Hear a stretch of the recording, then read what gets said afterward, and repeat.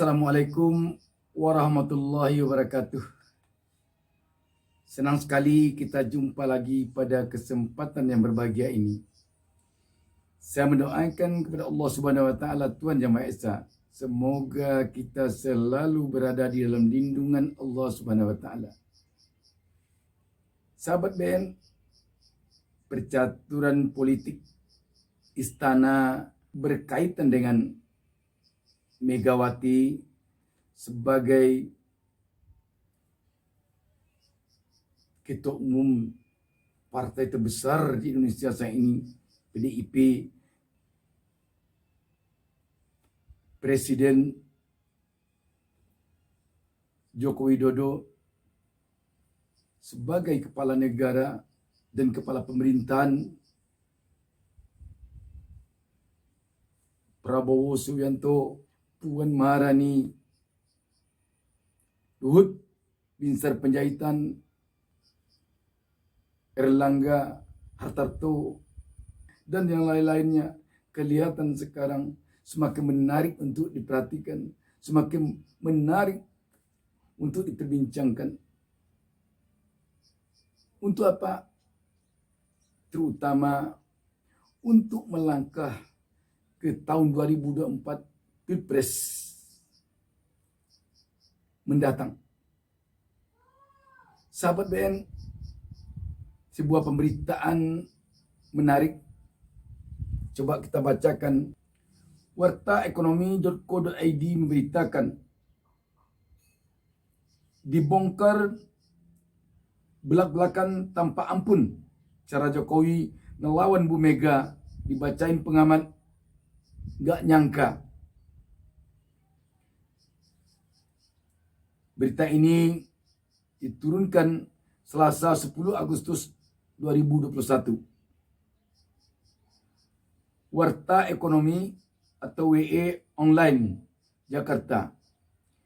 Pengamat politik Saiful Anam merespons sikap Presiden Joko Widodo atau Jokowi yang kerap mempercayai penanganan COVID-19 kepada Menteri Luhut Binsar Panjaitan. Menurut dia, sikap Jokowi tersebut sebagai bentuk pembangkangan terhadap Ketua Umum PDIP Megawati Soekarno Putri. Tak tanggung-tanggung, ia pun membongkar sikap pembangkangan Jokowi kepada Megawati dengan ditunjuknya Luhut sebagai Ketua Dewan Pengarah Penyelamatan Danau Prioritas Nasional. Saya kira Jokowi sengaja menunjukkan pembangkangan terhadap Megawati dan PDIP dengan selalu mempercayakan kepada Luhut dalam penanganan COVID-19 dan bahkan soal Dewan Pengarah Danau Prioritas Nasional, ujarnya dilansir Ermol Selasa. Menurut dia, Jokowi sejauh ini kerap memberikan kepercayaannya kepada orang-orang selain PDIP untuk mengerjakan hal-hal yang strategis. Karena itu, ia juga menganalisa bahwa hal tersebut dilakukan untuk menjauhkan intervensi PDIP terhadap Jokowi. Termasuk Jokowi lebih condong kepada Ganjar daripada Puan yang kita tahu merupakan putri mahkota dari Megawati untuk 2024, tuturnya. Sahabat BN sekalian, kita tahu bahwa Puan Maharani bagaimanapun pada tahun 2024 akan maju menjadi calon presiden atau calon wakil presiden. Kalau dilihat fenomena yang terjadi di tubuh PDIP saat ini. Kalau Puan Maharani akan maju, sudah otomatis PDIP mulai saat ini harus semakin menampakkan diri kepada rakyat. Dari mana bisa dikatakan itu? Kalau kita melihat ini, harusnya untuk penanganan COVID-19 tentu yang diberi peran lebih adalah PDIP, terutama yang ada di kabinet. Namun apa yang terjadi? Kita melihat sekarang ini Presiden Jokowi lebih memilih yang lain untuk berperan lebih dalam penanganan COVID-19 dibandingkan dengan anggota kabinet yang dari PDIP. Misalnya, yang lebih berperan dalam PPKM Jawa dan Bali itu dipercayakan penuh kepada Luhut Binsar Panjaitan yang adalah Menteri Koordinator Kemaritiman dan Investasi. Kalau menurut jalur birokrasinya harusnya lebih condong pemberian tugas COVID-19 ini adalah kepada Kementerian Koordinator atau Kemenko PMK Muhadjir Effendi. Sebab di bawah Kemenko PMK inilah Menteri Kesehatan. Tetapi ternyata Jokowi lebih memilih mempercayakan kepada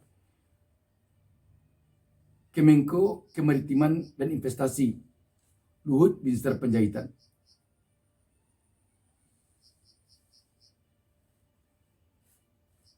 Selanjutnya, Ketua Tim Penanganan COVID-19 dan Pemulihan Ekonomi dipercayakan kepada Menteri Koordinator Bidang Ekonomi, Erlangga Hartarto, yang notabene-nya adalah dari Partai Golkar. Di bawah itu yang kelihatan sekali kepercayaan lebih diberikan oleh Presiden Jokowi adalah kepada Menteri BUMN Erick Thohir, yang notabene-nya adalah dari independen atau dari profesional. Jadi kalau kita lihat dalam keseharian saat ini dan tugas sehari-hari, penugasannya lebih berat atau lebih condong kepada Luhut Binsar Panjaitan, Erlangga Hartarto, dan Erick Thohir. Kalau demikian, di mana dalam penanganan COVID-19 ini posisi PDIP, terutama yang ada di kabinet, nyaris tidak kelihatan. Kalau demikian,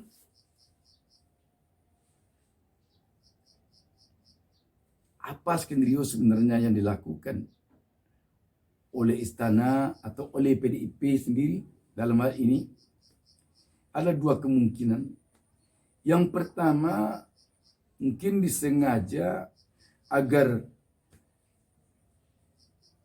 PDIP tidak banyak terlibat langsung dalam penanganan COVID ini, karena dari awal telah diprediksi bahwa penanganan COVID-19 ini akan menuai banyak kritikan dari rakyat.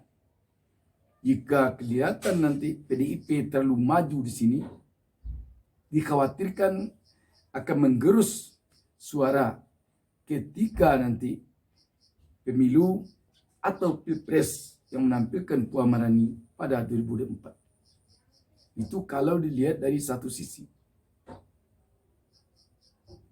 Dan itu kecil sekarang kelihatan dalam kondisi begitu banyak cercaan, begitu banyak kritikan atau koreksi terhadap penanganan COVID-19.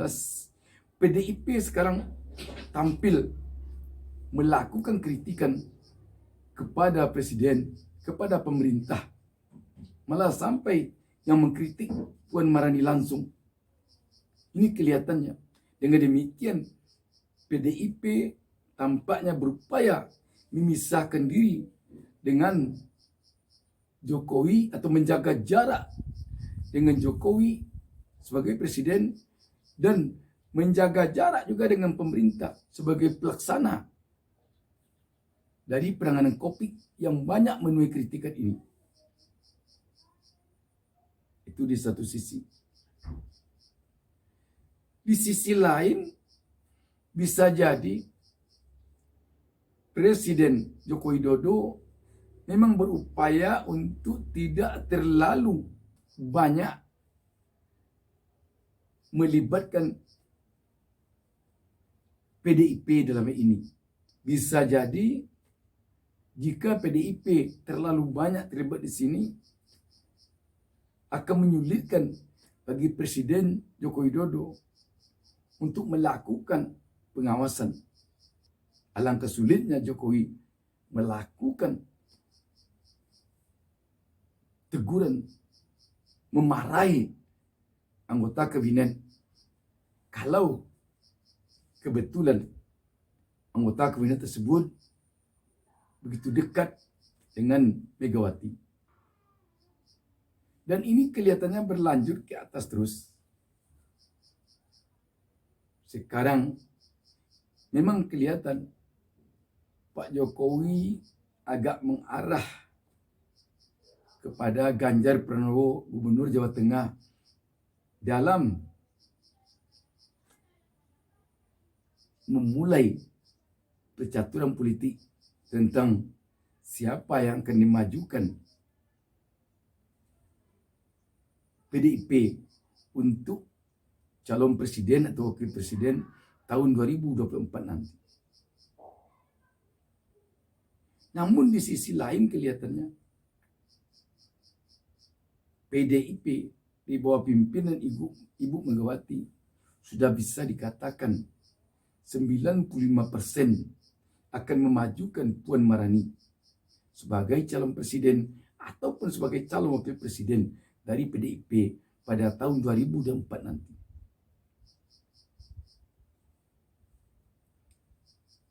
Kalau nanti Puan Maharani maju sebagai calon presiden, tentu masih dipertanyakan siapa yang akan wakilnya. Bisa jadi wakilnya dari Golkar, bisa jadi wakilnya dari PKB, bisa jadi wakilnya dari P3, dari PAN, atau dari yang lain. Bagaimana kalau nanti wakil presidennya Puan Maharani? Kita melihat ini telah nampak arahnya. Besar kemungkinan yang akan menjadi calon presidennya adalah Prabowo Subianto. Mungkinkah presidennya Puan Maharani, wakil presidennya Ganjar Pranowo? Kalau dalam politik itu mungkin saja, cuman sangat kecil kemungkinan. Walaupun PDIP dengan kursi 128 sekarang ini bisa maju dengan calon sendiri, cuma PDIP tentu tidak akan mungkin mau mengambil risiko sekecil apapun.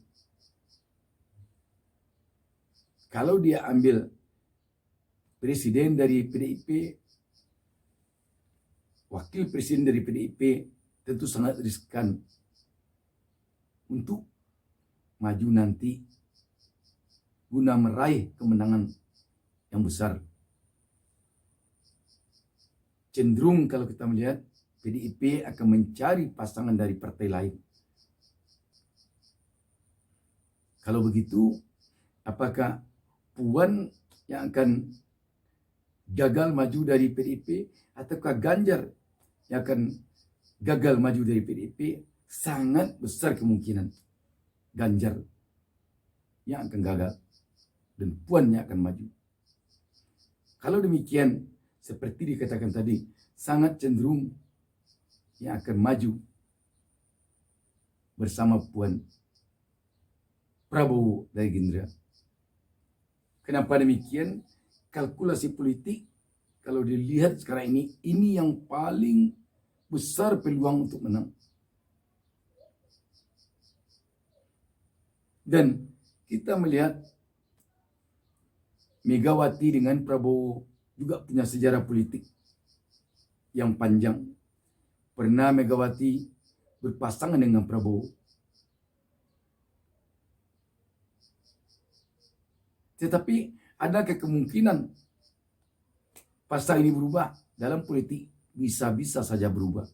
Pengalaman ketika terjadi perjanjian batu tulis antara Megawati dengan Prabowo, di mana intinya PDIP akan mendukung Prabowo untuk maju pada Pilpres 2019. Namun ketika peta politik berubah, perjanjian batu tulis juga berubah. Jadi bisa saja nanti, walaupun sekarang telah ada mungkin perjanjian secara diam-diam antara PDIP dengan Gerindra bahwa akan memajukan Prabowo sebagai presiden, Puan Maharani sebagai sebagai wakil presiden, tapi bisa saja nanti berubah. Hal yang paling penting bisa merubah kondisi ini kalau elektabilitas tidak mencapai target. Kalau hasil survei tidak memungkinkan akan menang jika berpasangan Prabowo dengan Puan Maharani. Bisa nanti Prabowo yang merubah janji karena Prabowo kebetulan nanti tinggi hasil surveinya, Puan Maharani rendah. Atau bisa jadi PDIP yang merubah janji kalau hasil survei menunjukkan suara Puan Maharani tinggi dan suara Prabowo rendah, mengalahkan suara yang lain. Sebab pengalaman berubahnya perjanjian batu tulis karena hasil survei menunjukkan bahwa Jokowi bisa meyakinkan suaranya mengalahkan Prabowo dari hasil survei di saat-saat Prabowo dulu akan dipasangkan dengan Jokowi. Apalagi kalkulasi yang menguatkan ini, potensi yang menguatkan pasang ini. Kita melihat yang menjadi polisi dunia sekarang ini, kekuatan dunia sekarang ini ada dua poros. Yang pertama poros barat. Poros barat dipegang oleh Amerika.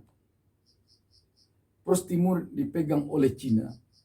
Kita melihat akhir-akhir ini ada kedekatan antara Prabowo dengan Amerika. Dan sudah kita lihat selama ini bagaimana kedekatan antara Megawati dengan Cina. Jadi kalau pasangan ini jadi nanti, sangat besar kemungkinan Amerika dan Cina akan mendukung pasangan ini. Ini sangat berpengaruh. Kita tahu bahwa kepemimpinan nasional untuk negara-negara berkembang tidak lepas dari pengaruh dua negara besar ini untuk saat ini. Walaupun jelas setiap negara punya kedaulatan sendiri, tetapi pengaruh dari negara besar ini sangat kuat. Bagaimana nanti Anies yang kita lihat hasil survei cukup tinggi. Bagaimana nanti Ganjar Pranowo karena surveinya tinggi. Bagaimana dengan calon-calon yang lain yang sudah mulai digadang-gadang dari sekarang. Itu nanti jelas akan menghadapi calon ini. Kalau pasangan calon ini nanti memang terwujud untuk maju. Namun demikian, peta politik tetap memiliki dinamika yang tinggi. Perubahan dalam politik bukan hanya mengenal tahun, tapi malah mengenal detik. Dari sekarang ke tahun 2024 masih sangat jauh.